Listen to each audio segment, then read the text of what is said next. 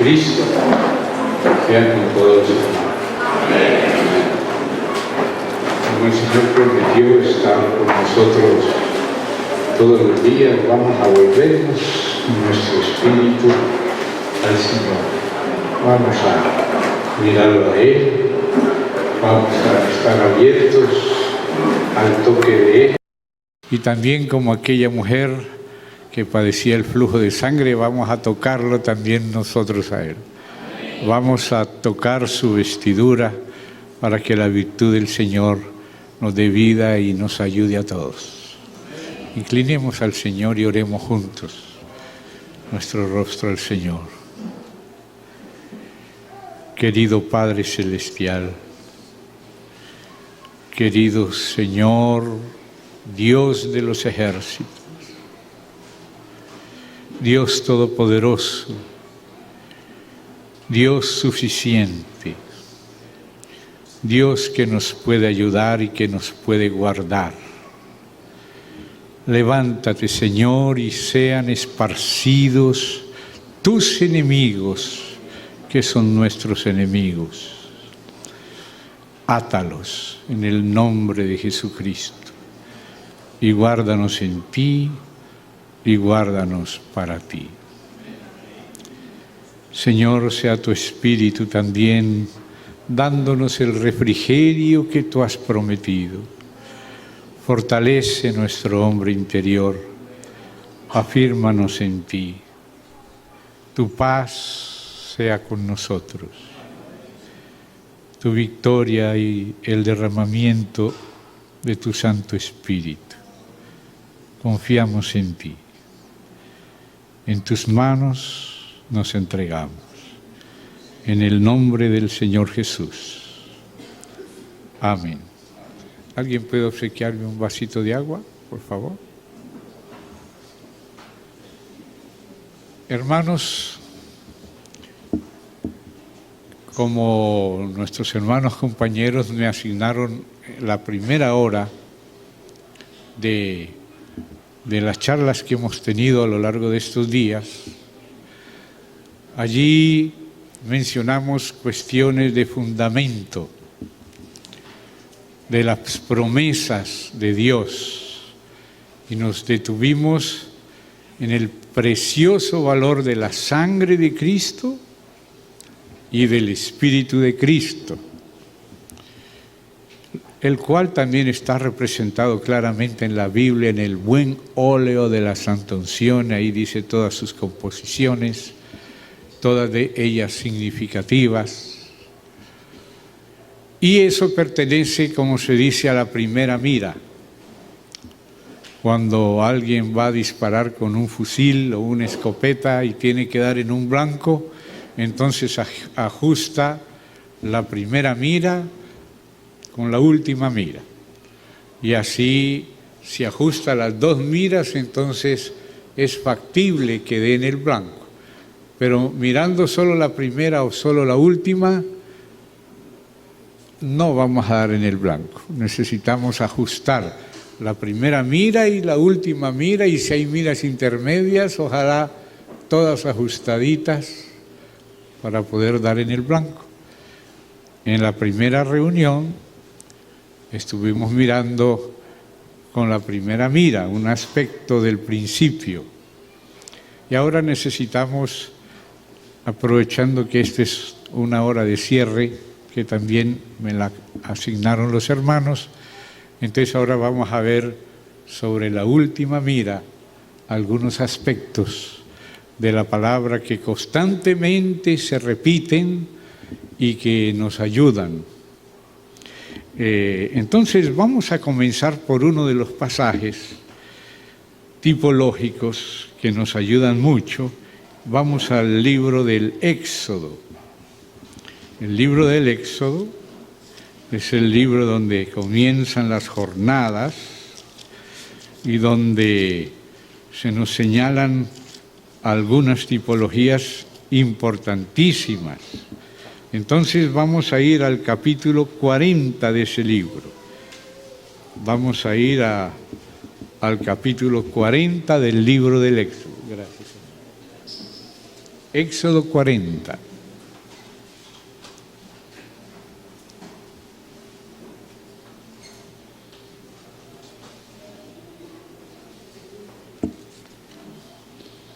Vamos a ir leyendo el capítulo para ir viendo la conclusión de varios niveles de las jornadas. No son todas las jornadas, pero en las jornadas a partir de la número 12 de las 33 que menciona Números.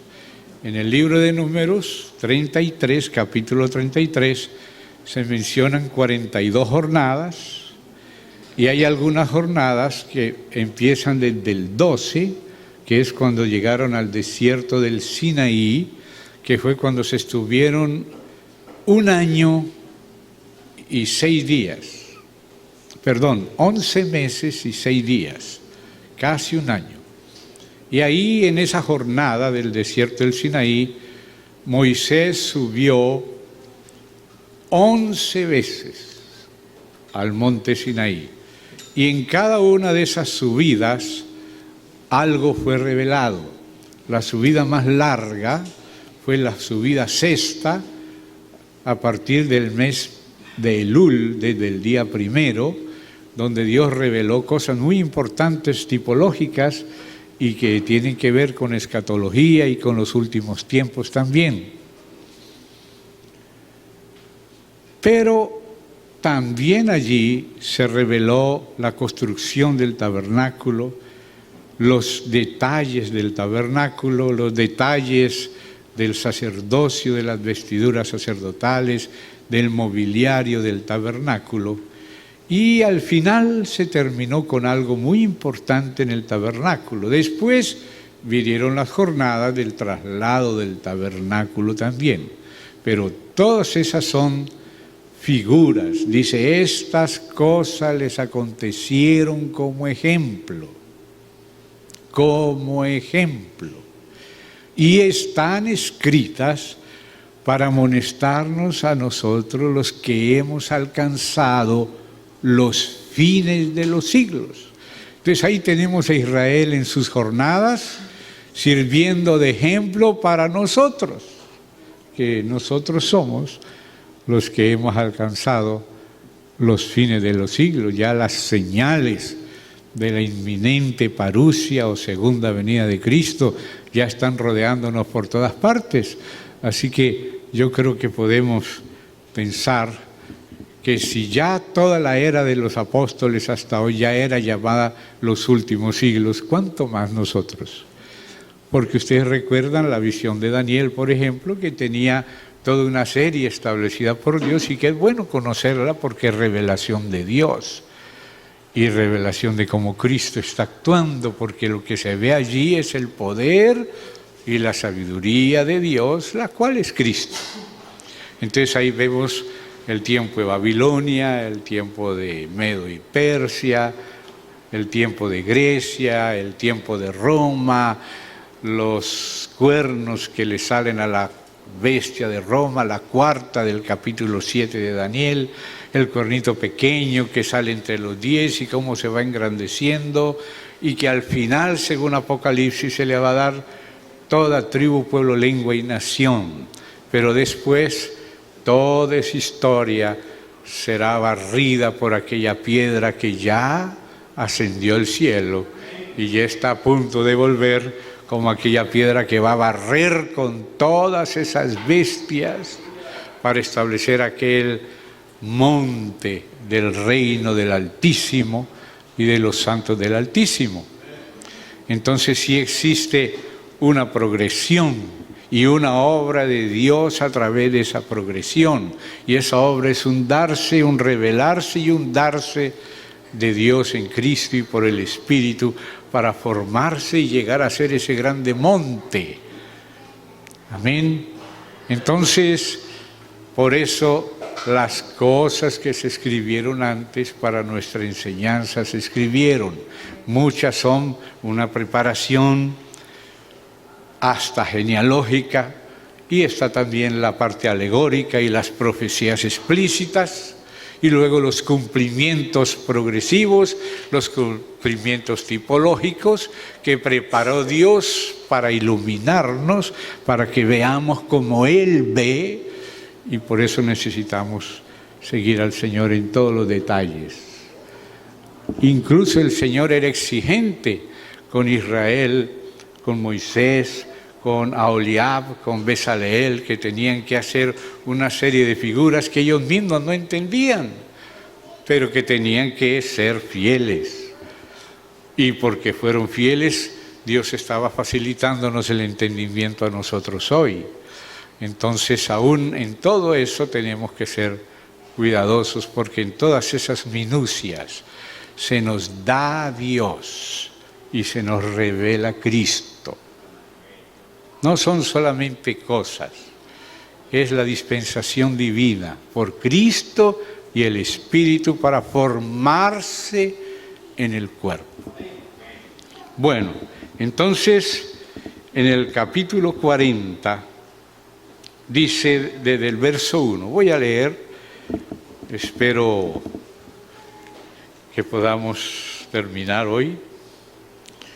Luego, o sea, ya habían terminado en el capítulo 39, estaban ya todas las vestiduras sacerdotales listas, y entonces en el verso 32 la Sociedad Bíblica le puso un título que resume ese pasaje del 32 al 43, la obra del tabernáculo terminada. Aleluya, qué cosa tremenda es esa frase de la Sociedad Bíblica, que no es un texto inspirado, pero como trata del texto inspirado, ya está hablando mucho, hasta que todos lleguemos a la unidad de la fe y del conocimiento del Hijo de Dios, a la estatura del varón perfecto. Eso es otra manera de decir ahora en el Nuevo Testamento, esto que dice aquí del Antiguo, no él, sino de él. La Sociedad Bíblica, la obra del tabernáculo terminada. O sea, por eso hablamos de la primera mira y de una última mira. Todo lo que hablaron nuestros hermanos de la Nueva Jerusalén, del río de Dios, de todo eso, termina en esa última mira, aunque no es toda la tipología, pero es un nivel de la tipología, que después se continúa. Luego, entonces ya vemos a qué se refiere ese luego. Yahvé habló a Moisés diciendo, en el primer día del mes primero, o sea, hoy es el año nuevo, así que feliz año nuevo. Es el equinoccio. Estoy hablando del bíblico, hay también talmúdico y otras cosas, pero no siempre es igual, por eso me retengo con el bíblico. En el primer día del mes primero harás levantar el tabernáculo. Y lo precioso, ¿cómo se le llama a este tabernáculo? El tabernáculo de reunión. Justamente en lo que se ha estado enfatizando aún durante la boda. El arca es un arca de la alianza, es la alianza de Dios con el hombre, y el tabernáculo es un tabernáculo de reunión, donde Dios se reúne con el hombre, con su pueblo. Qué precioso, ¿no? Entonces dice, y pondrás en él. Mire lo que tiene que ponerse en el centro del tabernáculo. Por eso es lo preeminente, el arca de la alianza, que se le llama el arca del testimonio, porque la alianza es la asociación de Dios con su pueblo, y esa asociación de Dios es el testimonio, como dice el apóstol Juan. Yo lo voy a decir de memoria para ganar algún tiempito. Ustedes lo recuerdan. Este es el testimonio que Dios nos ha dado vida eterna y esta vida está en su Hijo. El que tiene al Hijo de Dios, tiene la vida. Entonces, todo ese trabajo de edificar esa casa es para llenarlo. Como dice que el que descendió es el mismo que también subió por encima de todos los cielos para llenarlo todo, llenarlo todo. Entonces esa plenitud de Dios el Padre, como nos recordaba nuestro hermano Andresito, que se la dio al Hijo, agradó al Padre que en el Hijo habitase toda plenitud, y esa plenitud del Padre y el Hijo por el Espíritu pasan a la Iglesia, pasan a nuestro espíritu en la regeneración y van pasando a nuestra alma en la renovación para transformación y pasará a nuestro cuerpo también en la vivificación actual de nuestros cuerpos mortales hasta la glorificación en la resurrección y transformación de nuestros cuerpos. Ese es el llenamiento del tabernáculo. Para eso se construye, para llenarlo de gloria, para que esa gloria de Dios, que es el Hijo, la gloria, sea formada en la Iglesia, que Dios le está haciendo transparente, cristalina como a la Nueva Jerusalén, para que ella no distorsione la gloria, sino que la gloria que el Padre le dio al Hijo, y por eso el Hijo es la gloria de Dios, ahora aparece también esa gloria al final en la Nueva Jerusalén que nos estaba hablando aquí nuestro hermano. Entonces, seguimos leyendo. Pondrás en el arca del testimonio, en él, o sea, en el tabernáculo, el arca del testimonio. Ya un poquito antes ya había dicho también que se ponía en el arca del testimonio.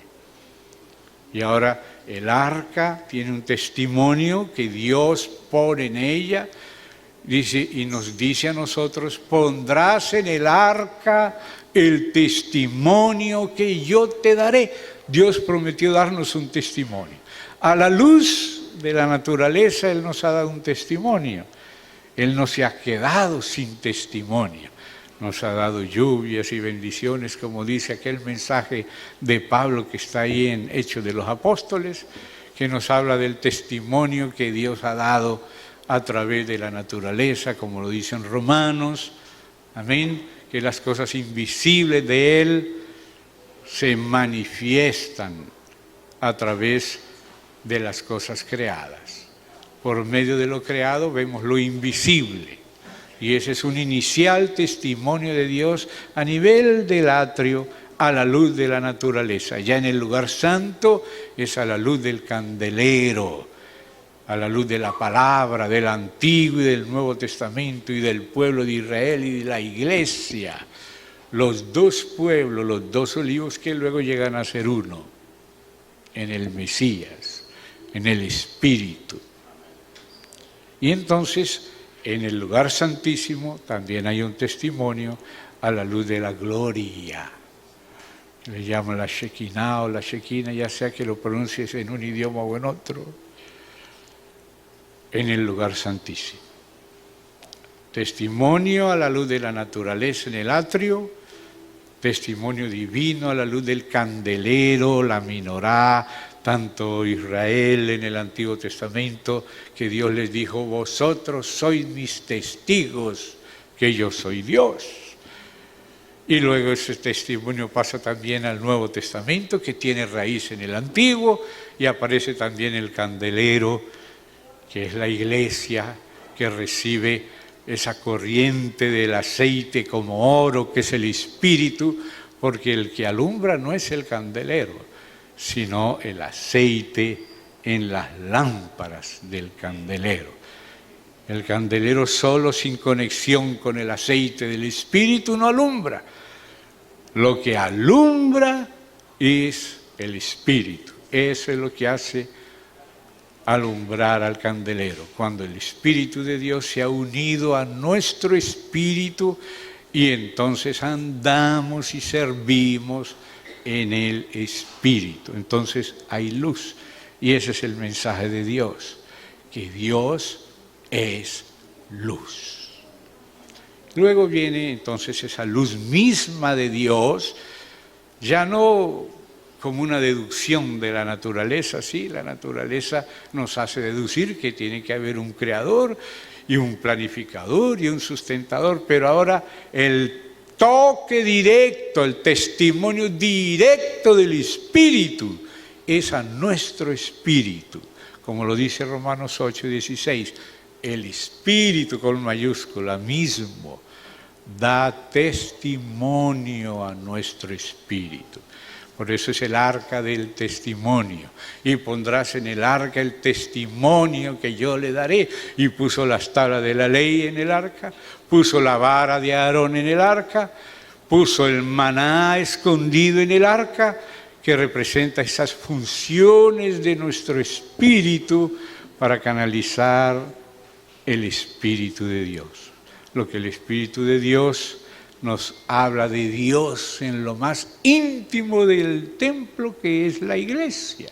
Ese es el verdadero templo, del cual los otros eran la figura, la maqueta y también antes de la maqueta el plano. Pero ahora es la realidad, solo que la realidad en la era de la iglesia es apenas en las arras del Espíritu. Las arras es el anticipo de la herencia, pero la herencia comienza a pasar a los vencedores de la iglesia en el milenio. Pero también en el milenio hay un trabajo, porque Dios necesitará esperar el milenio para los que van a estar después del milenio.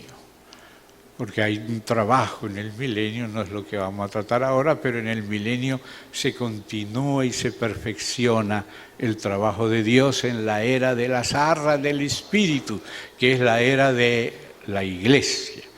Pero el milenio es de los vencedores.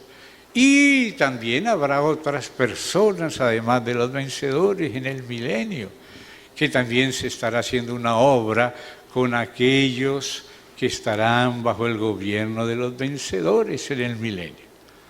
Y también los que nacerán de ellos en el milenio. Entonces hay un trabajo de primicias y también hay un trabajo de rebusco. El rebusco, hay que entender también el rebusco.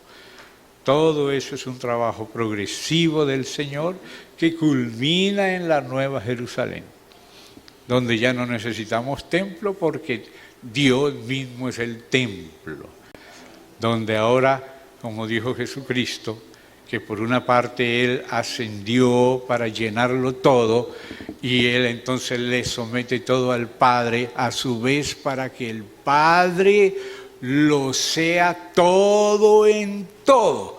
O sea que todo tiene que estar lleno y sustentado por el propio Dios. Y ese es el trabajo que está haciendo el Hijo para el Padre y también el Espíritu. El Hijo tiene que llenarlo todo, darle sentido a todo, tiene que renovar todo, hasta la naturaleza Él la va a renovar, como dice la Escritura. Y entonces también, al final, para que Dios lo sea todo en todo. Entonces, ese es el henchimiento total, que empieza por la venida del Espíritu a regenerarnos, a darnos vida eterna y a formar a Cristo y edificar el cuerpo, y edificarlo para que aparezcan los vencedores y entonces en el milenio tengan lugar y ahora haya un nivel más alto que el de la iglesia, pero que se prepara desde la iglesia. Se prepara con Israel, que llegará a ser un solo cuerpo también con la iglesia, por causa de Cristo y del Espíritu.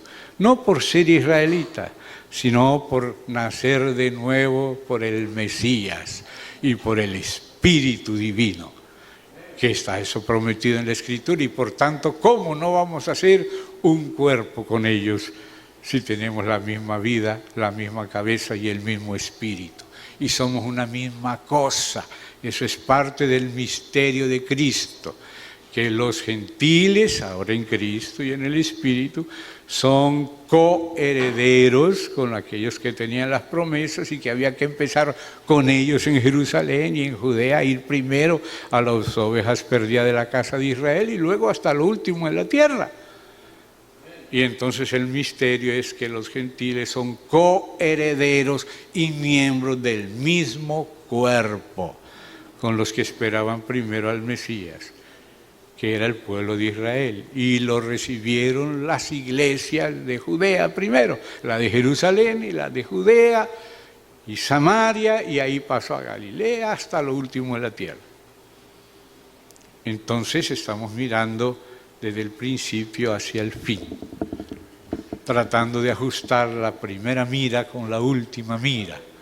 Entonces ahora dice así: pondrás en el arca el testimonio, pondrás en el tabernáculo, el arca del testimonio y la cubrirás con el velo, que se refiere a la carne de Cristo. Meterás la mesa y la pondrás en orden. Meterás también el candelero y encenderás sus lámparas. Mire el trabajo. Todo esto es un trabajo nuestro. Poner el arca en su lugar, poner la mesa en su lugar, poner el candelero en su lugar y con las lámparas encendidas. Espero que estemos haciendo todo esto. Y aquí nos va a decir para qué lo hacemos, porque es requisito para ese llenamiento. Entonces dice: y pondrás el altar de oro para el incienso delante del arca del testimonio, y pondrás la cortina delante a la entrada del tabernáculo, porque hay una sola entrada y sabemos de quién habla esta puerta. Después pondrás el altar del holocausto delante de la entrada del tabernáculo de reunión. Luego pondrás la fuente entre el tabernáculo de reunión y el altar y pondrás agua en ella. Finalmente pondrás el atrio alrededor y la cortina a la entrada del atrio. De todo esto hemos visto en varias ocasiones. Si alguien quiere recordar algo de lo que se ha visto o por lo menos si no lo vieron, hay un libro que circula por ahí que se llama La casa y el sacerdocio, un libro grueso que contiene un trabajo de 10 años. Ahí viendo eso minuciosamente hasta donde podíamos, desde el año 92 hasta el 2002. Entonces dice así: y después del finalmente, esto es muy significativo, vamos a decir que hasta el verso 8 es la piedra de Betel.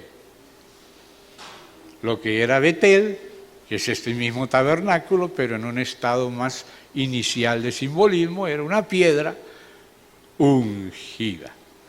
Y después sobre ella se derramaba libación, ese es Betel. Y entonces aquí ya describe el tabernáculo hasta el versículo 8. Finalmente pondrás el atrio alrededor y la cortina a la entrada del atrio. Esa es la piedra. Ahora viene la unción. ¿Dónde está Yair? Sí está Yair. La unción sí está descrita en la Escritura. El aceite, el óleo de la santa unción está bien descrito con su significado. Claro que todos esos significados materiales que en Israel son muy minuciosos en eso, tienen un sentido espiritual que es el que a nosotros nos debe importar, pero claro, debemos usar las minucias de la descripción de Dios, porque ellos son la enseñanza espiritual a través de la tipología. Entonces dice ahora el verso 9, así como Betel tiene la piedra y sobre la piedra se derrama la unción, entonces dice, y tomarás el aceite de la unción, que ya está descrito claramente unos capítulos atrás, unos 10 capítulos atrás. y ungirás el tabernáculo y todo lo que esté en él, y lo santificarás con todos sus utensilios y será santo. Ungirás también el altar del holocausto y todos sus utensilios, y santificarás el altar, y será un altar santísimo. Asimismo ungirás la fuente y su base y la santificarás. Mire cómo la tipología saltó de la simplicidad de Betel a los detalles del tabernáculo. Después salta a lo del templo y después a los del tercer templo en el milenio, para culminar en la Nueva Jerusalén, como el énfasis de nuestro hermano Orlando Salamanca. Y dice, asimismo ungirás la fuente y su base y la santificarás. Y llevarás a Aarón y a sus hijos a la puerta del tabernáculo de reunión y los lavarás con agua, el lavamiento de la regeneración, como dice en Efesios. O sea que la regeneración es la que lava, no es al contrario. Y dice, verso 13, y harás vestir a Aarón las vestiduras sagradas, y lo ungirás, y lo consagrarás para que sea mi sacerdote. Por eso después es que va a aparecer encima de la piedra ungida la libación, que es como el último de los sacrificios, que habla hasta dar la vida hasta la muerte por el Señor y su causa. Ese es uno de los muchos sacrificios, todos representando el de Cristo, pero involucrándonos a nosotros en esto, porque Él murió para conducirnos a nosotros a la muerte, y eso ya es una realidad en el Espíritu que tiene que ser vivida a lo largo de la vida, como nuestros hermanos están enfatizando, de la muerte, para poder llegar realmente a que esa plenitud que está en Cristo se haya formado de tal manera en la iglesia que a última hora se vea el olor de Cristo en la iglesia. Entonces dice,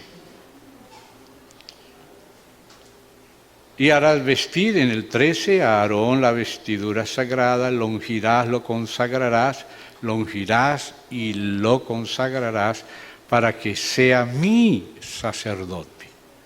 Después harás que se acerquen sus hijos y les vestirán las vestiduras, las túnicas. Todo esto es tipológico. Después, y ahora dice, y los ungirás como ungiste a su padre. ¡Qué maravilla! La gloria que me diste yo les he dado.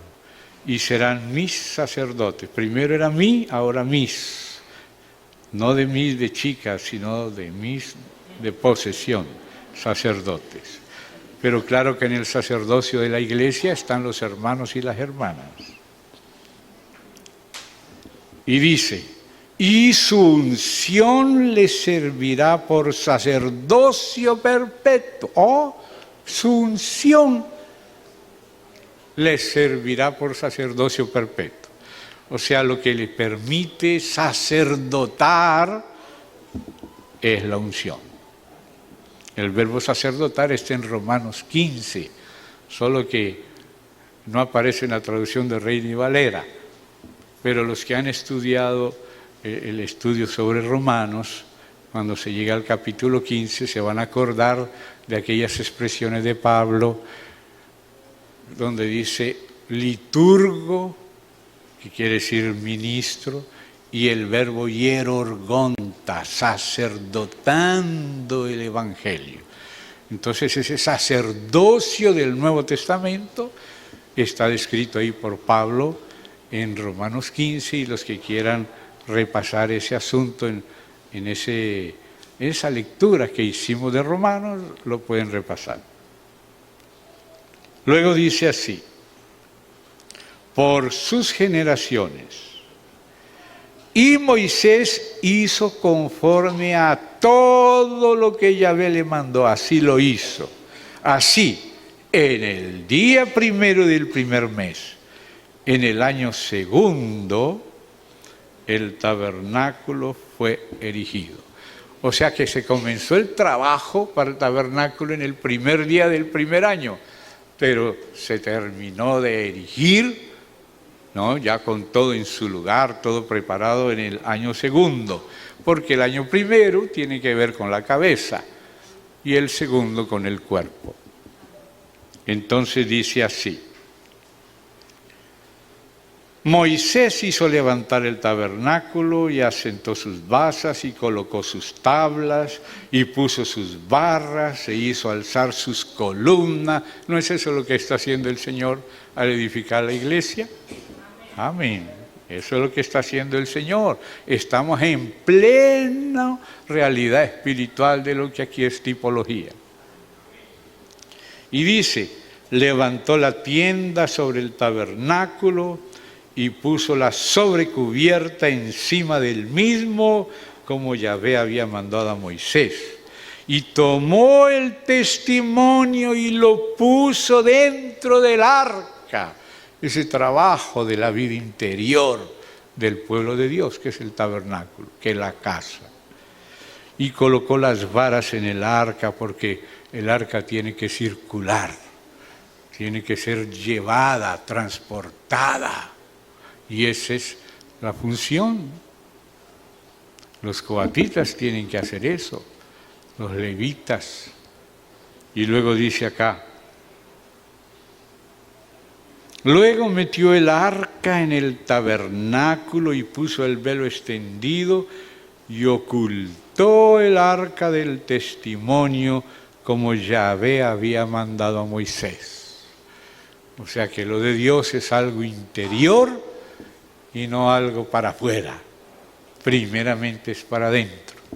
Por eso era que cuando después se pasó del tabernáculo al templo, las ventanas del templo eran estrechas por fuera y amplias por dentro. Desde adentro se podía discernir para afuera, pero desde afuera no se podía discernir para adentro. Como dice Pablo a los Corintios en el capítulo 2, el espiritual juzga todas las cosas, pero él no es juzgado de nadie. O sea, la mente natural no percibe las cosas que son del Espíritu de Dios, pero el espiritual sí discierne.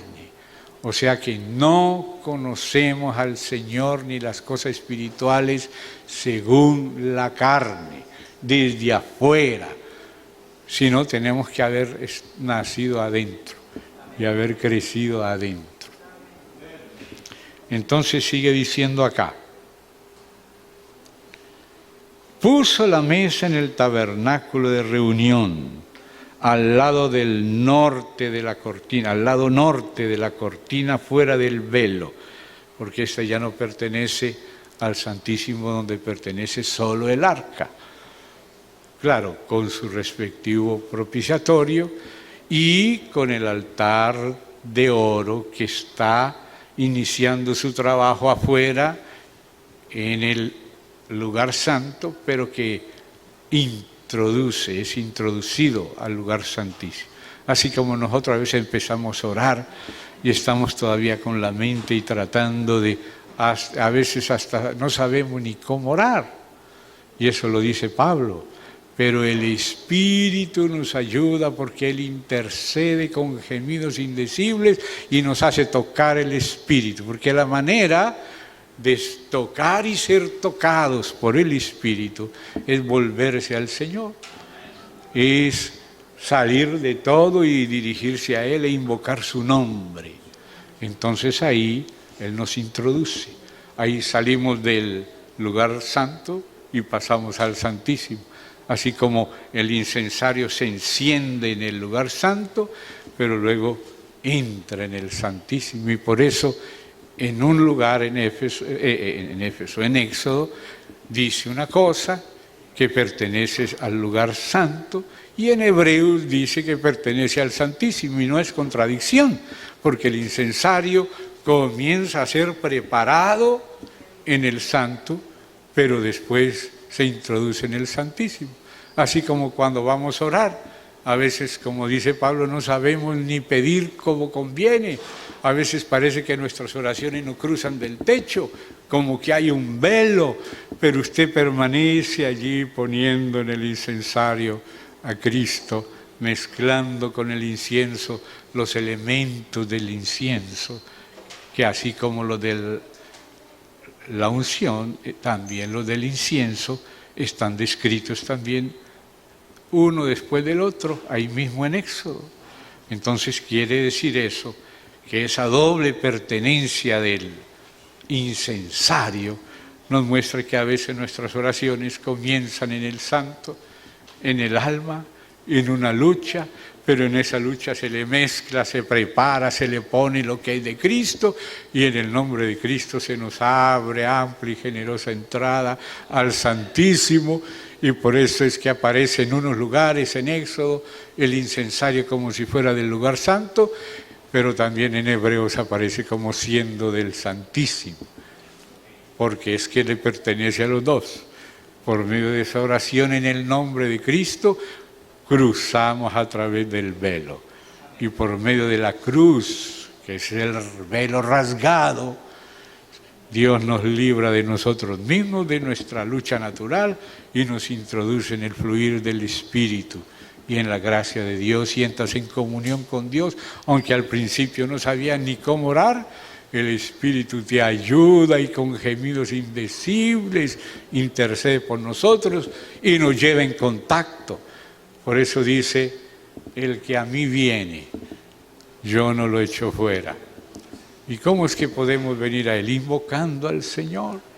Cuando lo invocamos a Él y lo contemplamos a Él, salimos de nosotros, cruzamos el velo.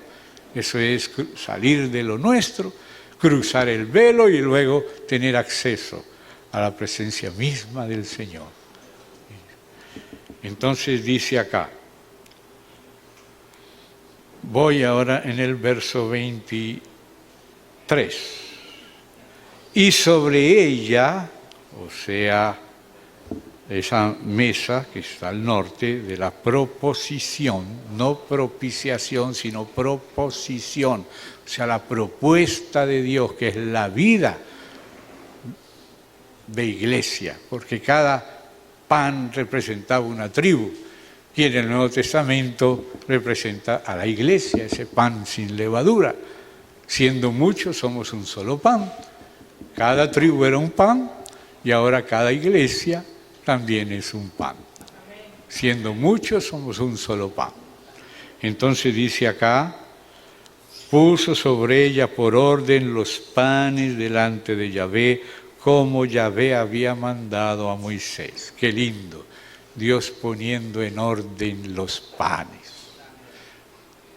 A esos panes se les ponía incienso también.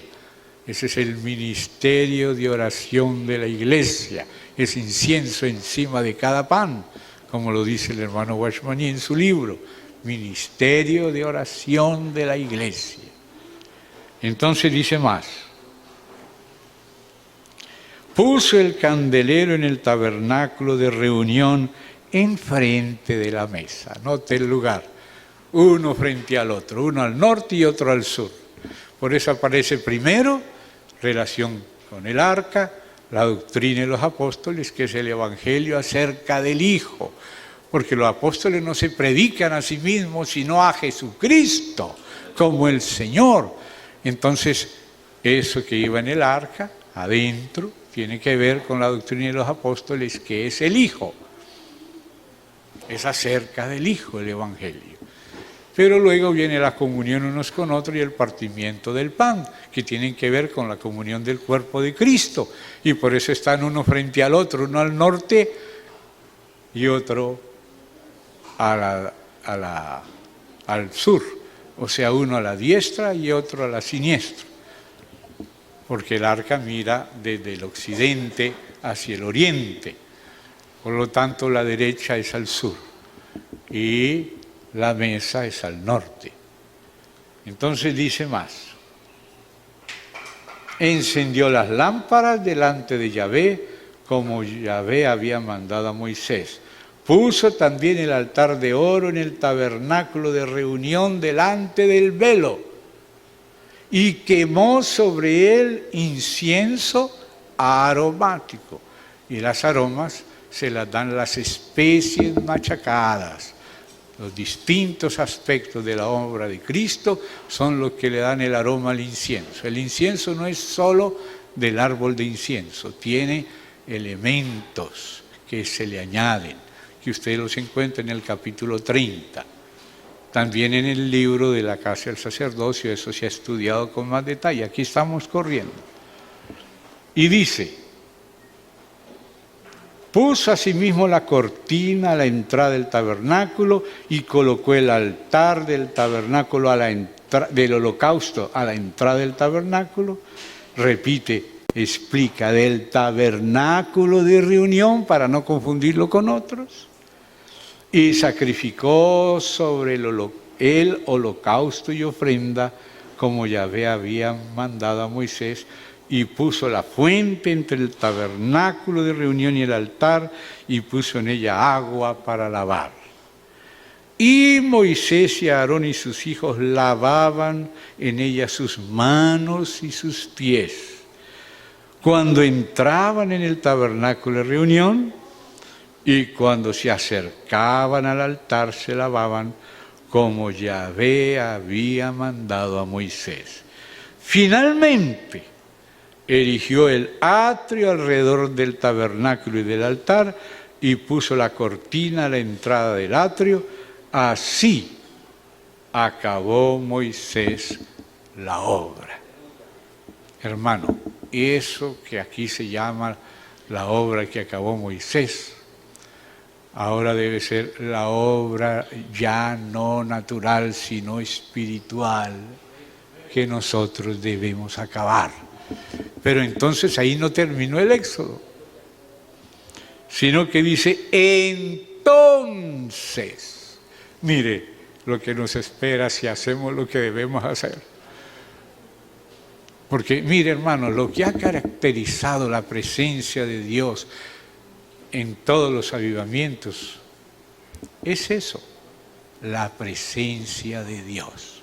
Los avivamientos se han caracterizado por lo evidente de la presencia de Dios. De tal manera que a veces llegaban las personas, no necesitaban ni entrar a la reunión y ya caían en el piso confesando sus pecados. Hermanos, Dios nos está preparando para algo glorioso. Entonces, todo esto que estamos haciendo, cada uno de esos símbolos, es lo que Dios constantemente le dice al pueblo: harás esto. Harás un arca, harás una mesa, harás unos panes de la proposición para la mesa, harás un candelero, harás un altar de oro, harás un altar de bronce, harás el incensario de oro, harás los utensilios del altar, harás el lavacro, harás las columnas, harás. O sea que Dios requiere de nuestra colaboración para la casa. Me haréis un tabernáculo conforme al modelo que te mostraré en el monte. Dile a mi pueblo, y yo seré vuestro Dios y vosotros seréis mi pueblo. Me seréis hijos e hijas y habitaré. Ese es el objetivo final. Habitaré en medio de vosotros. Claro que Dios es omnisciente, es omnipotente y es omnipresente. Y Él siempre está todo en todas partes, en el sentido de omnisciencia, omnipotencia y omnipresencia. Omnipresencia es que Él está en todas partes, aún en el Seol, que no es ningún tabernáculo, es un basurero. La Gehenna es un basurero, pero aún en el Seol está el Señor. Pero cuando dice que Él estará como Padre, es una presencia especial. ¿Ve? No es la presencia de la omnipresencia, es la presencia del afecto paternal, del cuidado paternal. O sea, es una presencia especial. No la de lo filosófico, de la omnipresencia, sino lo vital de la relación íntima de Dios con sus hijos e hijas. Dios es un Padre que quiere estar rodeado de hijos e hijas. Y Él tiene hijos, y como recordaba nuestro hermano leyendo que las dos son claras, tanto la Reina Valera como la versión textual que nos leyó ayer en la boda nuestro hermano, de la importancia de ser fieles en el matrimonio, porque Dios busca una descendencia para Él. Él busca que nuestros hijos sean sus hijos, que nuestras familias seamos su propia familia.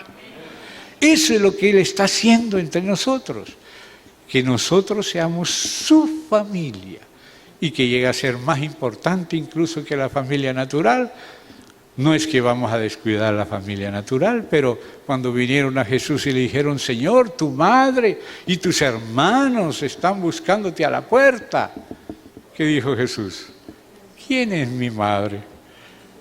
¿Quiénes son mis hermanos? Y mirando a sus discípulos les dijo, estos, los que oyen y hacen la voluntad de mi Padre, esos mi madre, mis hermanos y mis hermanas. O sea que el Señor elevó el nivel de la familia celestial por encima del de la natural. No quiere decir que vamos a deshacernos de la natural, porque la natural es figura de la otra. Y además que la idea de Dios es que nuestras familias naturales ahora sean la familia de Dios. Dios busca una descendencia para Él. Dios quiere que nuestros hijos sean sus hijos. Y ese es el gran encargo que nos ha dado con nuestros hijos. Que no sean solo de la familia nuestra, la que lleva nuestro apellido, sino la de la familia que lleva el apellido del Señor, la que lleva su nombre, aquella sobre la cual el nombre del Señor ha sido invocado. Entonces, hermanos, ahora dice acá, entonces una nube, esta es la Shekinah o Shekinah, cubrió el tabernáculo de reunión y la gloria de Yahvé llenó el tabernáculo. Eso es lo que Dios está queriendo. En la medida que su casa se va edificando y se va terminando en el sentido de culminar los detalles que se necesitan, Dios lo que está esperando es poder bajar a la tierra. Que nosotros queremos irnos para el cielo, pero Dios quiere bajar a la tierra. Y bajó hasta el monte Sinaí. Y con solo el trueno la gente se aterrorizó, pero Dios empezó a decir cómo tenemos que hacer para que Él pueda bajar del Sinaí a estar entre nosotros. Y nos da todas las instrucciones de hacerle su casa, porque Él no es cualquiera. Él es el único Dios verdadero, el Dios altísimo, que ningún hombre puede verlo y quedar vivo. Entonces Él nos tiene que ir entrenando para que podamos quedar vivos y no muertos en medio de su gloria. Que la gloria que el Padre le dio al Hijo, el Hijo también nos la está pasando. Dios no quiere que caigamos para atrás, sino que no salgamos avergonzados cuando Él venga, sino que salgamos a recibirlo en el aire. Muchos quieren ir a reuniones en estadio a ver si se caen para atrás. Incluso se empujan un poquito para caerse. Pero Dios lo que quiere no es que nos caigamos, que se caigan los demás. Él quiere que sus hijos, como su bebé, papi, mami, papi, mamá, papá, que lo recibamos. Amén. Y dice que permanezcamos en pie en su presencia. Y dice que oremos para que seamos tenidos por dignos de permanecer en pie en su presencia, no salir avergonzados, como dice Juan, sino salir transformados a recibirle. O sea que desde ahora tenemos que irnos haciéndonos íntimos del Señor, porque como Él va a tener que decirte a alguno, no los conozco, ¿no? Pero si comiste con nosotros allá en nuestro pueblo, no los conozco. Así que tenemos que acostumbrar a nuestro Padre, a nuestra presencia en el cielo. E inclusive hacer mención constante de los nombres de nuestros hermanos. Como dice Pablo a las iglesias, testigo me es Dios, a quien sirve mi espíritu, de que sin cesar hago mención de vosotros. Nuestro nombre constantemente siendo citado en el cielo y apareciendo constantemente tanto por nosotros mismos como por nuestros hermanos, nuestros seres queridos, para que no les seamos extraños. Que Él no tenga que decir, no os conozco, sino como le dijo a Moisés, ya te conozco, te conozco. Que Él pueda decir eso de nosotros. Entonces dice, la nube estaba sobre él, verso 35, y no podía Moisés entrar en el tabernáculo de reunión porque la nube estaba sobre él y la gloria de Yahvé lo llenaba. Esto se repite en muchas partes. O sea, cuando está la gloria no cabemos nosotros.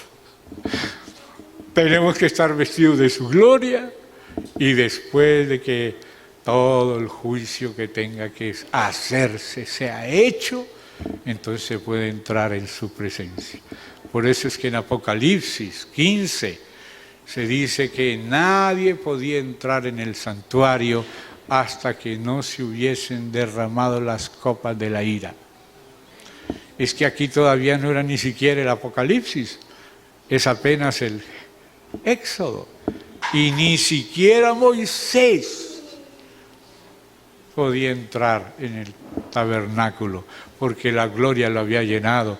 Moisés había querido ya antes, en el 33, ver la gloria, y Dios le dijo, ay, Moisés no me verá hombre y vivirá, voy a tener que esconderte en la roca herida, en la hendidura de la roca.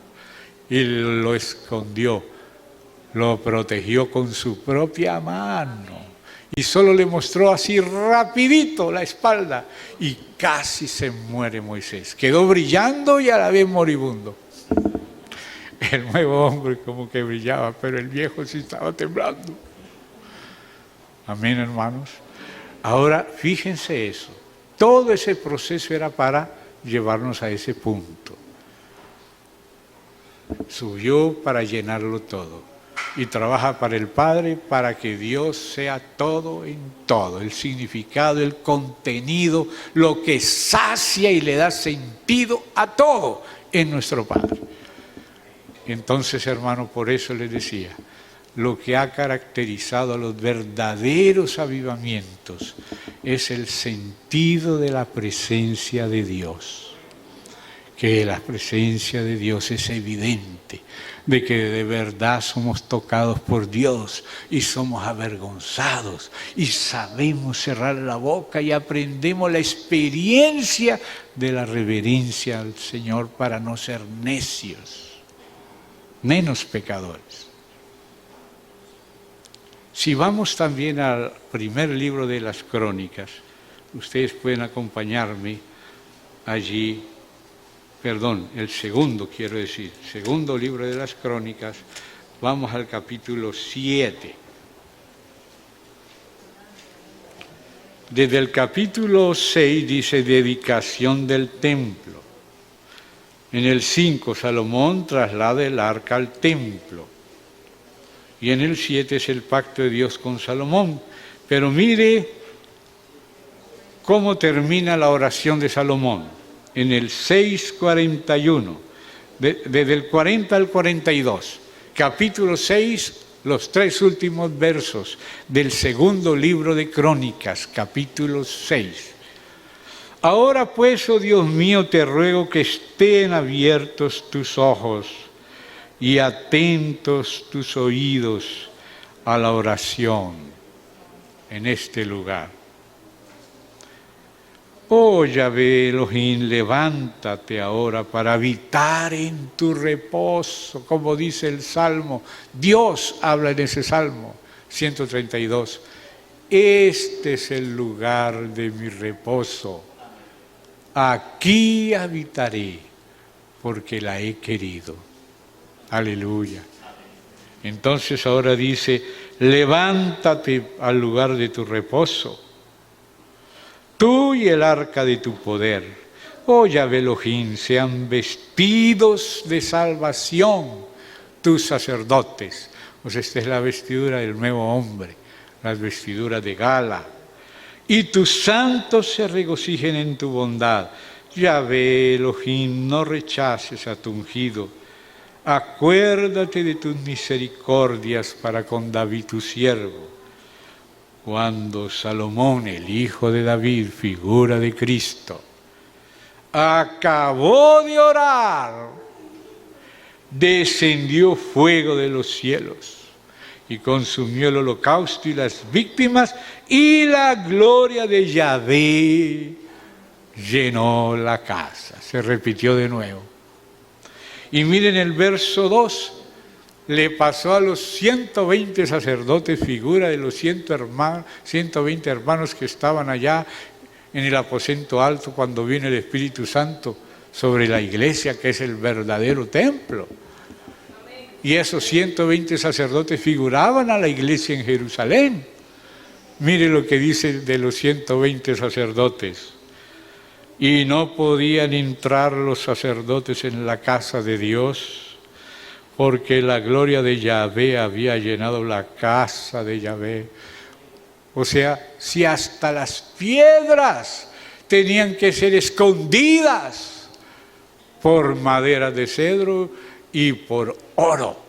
Las piedras somos nosotros, las piedras del templo, pero esas piedras Dios las escondía detrás de la cruz y le ponía el oro encima.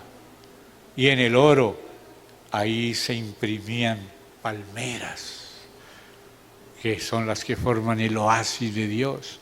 La casa de Dios estaba llena de palmeras y también se imprimían querubines que nos muestran la santidad de Dios, porque ese es un trabajo de los querubines, hacer respetar al Señor. Y se ponían también otras flores y otras cosas. Así que la casa de Dios era como si fuese un oasis, porque estaba llena en todas aquellas maderas que cubrían las piedras, estaban cubiertas de oro, y en el oro estaban impresas las palmeras. Y usted ve cómo el hijo de David, Salomón, hablando de su amada, la compara con una palmera. Y así también en las jornadas aparece una jornada llamada Elim, que era un oasis lleno de palmeras. ¿Por qué? Porque eso es lo que él interpreta de su casa, como cualquier marido de su hogar. Si la mujer es como una palmera y tiene su casa como un oasis, él no se va a quedar tomando cerveza con sus amigos. Lo primero que quiere es llegar otra vez a casita. Pero si no encuentra palmeras impresas, parece que se va a quedar jugando billar por allá con los amigos. Así que la iglesia, que es la casa, tiene que entender lo que significa para su marido y lo que su marido espera cuando llegue a casa. Entonces, ahora ni los sacerdotes podían entrar. ¿Por qué? Siendo que ese era el trabajo de ellos. Ni Moisés podía entrar, porque la gloria es tal que uno no siente esa libertad de poder estar como se dice, a sus anchas. No, hay reverencia y santidad. Yo me acuerdo que a veces me ha sucedido que tenía que predicar y no podía predicar, me iba para atrás y me quedaba recostado en la pared. No podía salir. La gloria me empujaba hacia la pared y me quedaba quieto, y los hermanos glorificando al Señor y todo, por la presencia de Dios estaba ahí, la de Dios. Yo tenía que salir del púlpito e irme a pegar atrás con la pared. Yo entiendo un poquitito esto que dice acá. Moisés no podía entrar. Los 120 sacerdotes no podían entrar. O sea, el hombre natural no puede entrar. Si ve la gloria, se muere. Dios nos tiene que esconder allá atrásito, escondiditos en la herida de la roca, en nombre de Cristo, que murió en nuestro lugar, o si no estaríamos muertos. Algunos cayeron como muertos, los siervos más connotados del Señor. Moisés, Job cayó como muerto, Isaías como muerto, Juan como muerto. Aquí Moisés no podía entrar, ni los sacerdotes. Y cuando empiece el Señor a llenar su casa en Apocalipsis, yo sé que muchos lo saben, pero quizá otros no. Entonces los que lo saben, permítanme leerles Apocalipsis 15. Apocalipsis 15.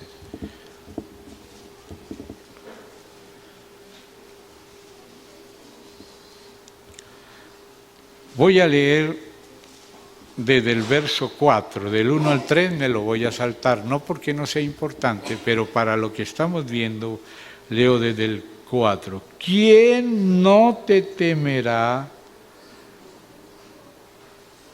oh Señor, y glorificará tu nombre? Es que la gente se atreve a maldecir a Dios, a blasfemar, es por lo que están lejos de Dios. Ay, ay, ay. Pero cuando se prende la luz, todas las cucarachas salen corriendo a meterse debajo de donde puedan encontrar una cuevita. Ay, la gente ahora piensa que puede burlarse de Dios y hablar, quitémonos el yugo. Ay, dice, se reirá Dios. Y cuando hable a ellos en su enojo, oh, ¿para dónde van a parar?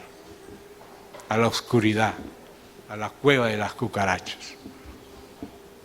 Entonces aquí dice así: ¿quién no te temerá, oh Señor, y glorificará tu nombre? Pues solo tú eres santo.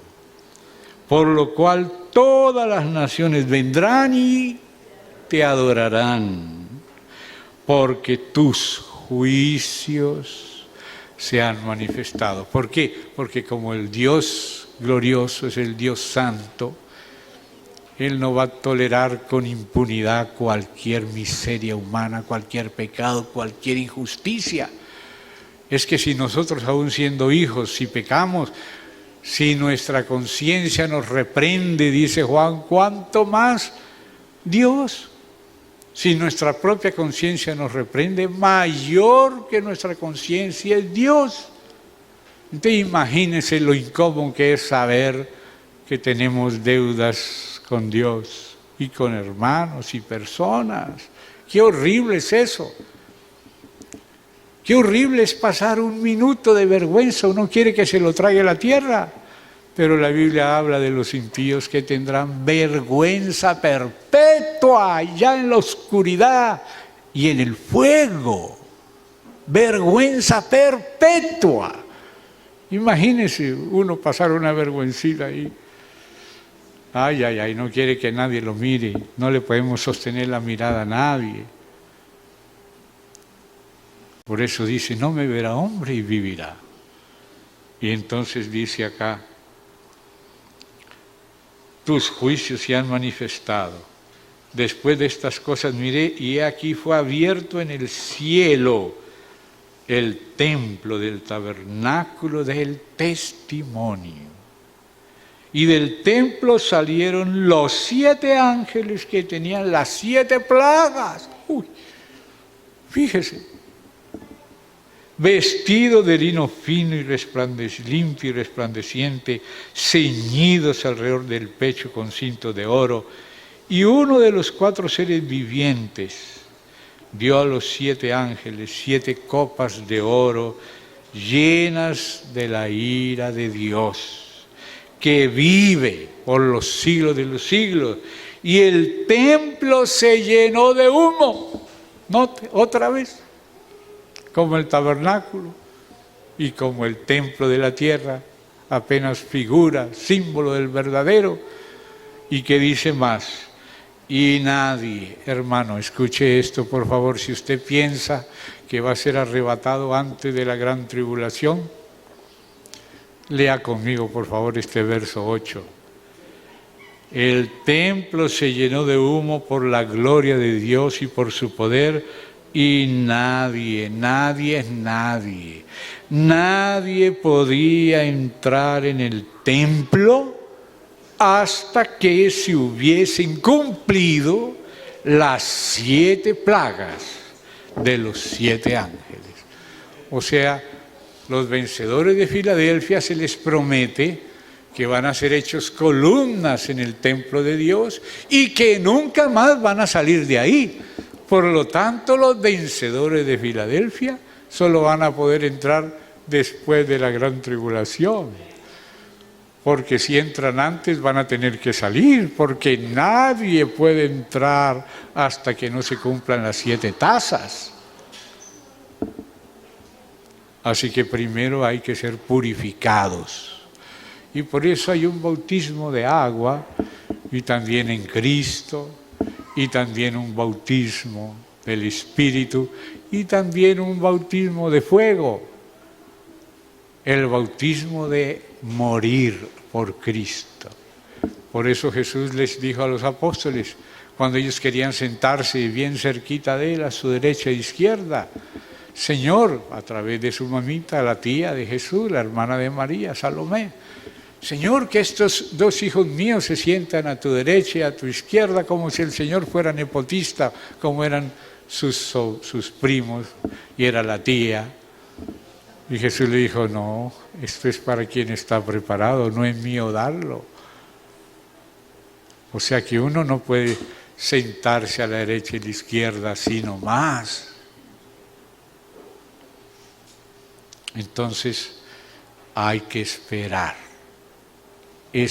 al Señor, y que el Señor haya consumado su ira y esté tranquilo, porque es que a veces nosotros mismos provocamos hasta homicidios porque nos ponemos a discutir con el que está irado y ahí saca un trompadón o la pistola o lo que sea y se matan.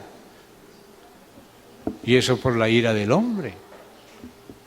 ¿Usted no sabe cómo comenzó la Primera Guerra Mundial?